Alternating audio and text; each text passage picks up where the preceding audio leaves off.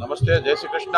આજે રાજકોટના પનોતા પુત્ર, ગુજરાતના પૂર્વ મુખ્યમંત્રી, અમારા સૌના આદર્શ અને વડીલ દિવંગત નેતા સ્વર્ગસ્થ વિજયભાઈ રૂપાણીનું બેસણું રૂપાણી પરિવાર દ્વારા રાજકોટના રેસકોર્સ મેદાનમાં અત્યારે ચાલુ થયું છે।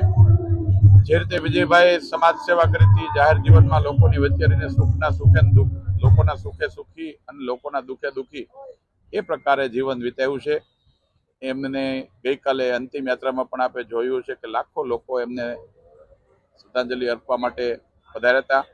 આજે પ્રાર્થના સભામાં બેસણામાં પણ રાજકીય, સામાજિક અને અલગ અલગ ક્ષેત્રના સૌ અગ્રણીઓ અત્યારે આવી રહ્યા છે।